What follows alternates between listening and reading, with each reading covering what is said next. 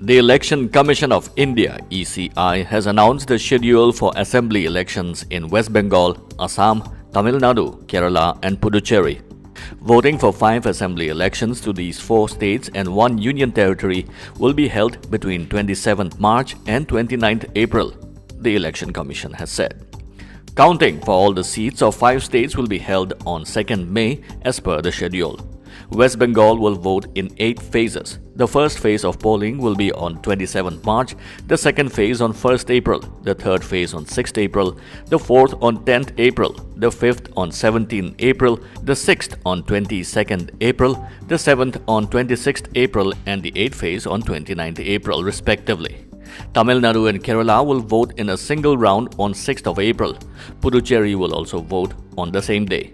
In Assam, the assembly elections will be conducted in 3 phases on 27th March, 1st of April and 6th of April. Polling officers will be vaccinated as frontline workers, the Election Commission said as it announced dates for assembly polls in Tamil Nadu, Kerala, West Bengal, Assam and Puducherry. In the wake of recent surge in the number of coronavirus cases in some parts of the country, the centre today held a review meeting with 8 states and union territories and advised them to strictly adhere to the COVID-19 protocols and safety measures to prevent the spread of the deadly pathogen further. Cabinet Secretary Rajiv Gauba, in meeting with Telangana, Maharashtra, Chhattisgarh, Madhya Pradesh, Gujarat, Punjab, West Bengal and Jammu and Kashmir, have asked them not to lower their guard and enforce COVID-appropriate behavior strictly. Gauba also asked the states to firmly deal with the violators of the rules and regulations. Cabinet Secretary Gauba also emphasized effective testing across the regions while stressing comprehensive tracking, prompt isolation of positive cases and speedy quarantine of the close contacts found. The states have also been advised to further improve the surveillance and tracking strategies in the regions to check and track the potentially super spreader events.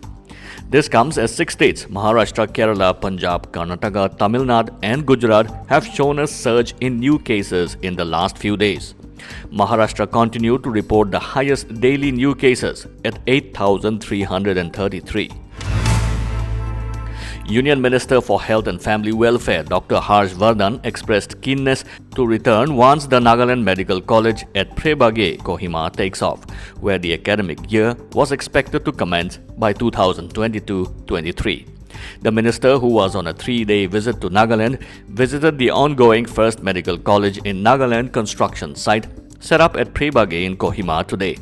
In a brief interaction with media persons, Dr. Vardhan said the project was already over-delayed. However, he was positive with the government keen to complete the project at good pace and said, "This is what we wanted to review." Vardhan said he looks forward to come back and see that Medical College in Kohima is completed as early as possible. Dr. Vardhan added that the State Health Minister, Principal Secretary Health, will continue to review the whole progress and said Centre will keep in touch with the state government to see that the construction takes place at faster pace. The minister also informed that he laid the Medical College foundation stone in Mon district and said the activities are expected to begin as early as possible and added that there shouldn't be any reason for delay of work progress and it will start functioning soon. Vardhan assured to continue to take care of Nagaland and mentioned Prime Minister's commitment for upscaling, upgrading and improving the existing infrastructures in all sectors in all the northeastern states. In view of the gradual increase in COVID-19 cases in a few states in the country and the discovery of a new strain of COVID-19 at some locations, COVID-19 screening and testing will continue at all airports and railway stations in Assam. Earlier, an order dated February 18, 2021 regarding the discontinuation of mandatory COVID-19 testing at airports and railway stations in Assam with effect from March 1, 2021 has been kept in abeyance until further orders.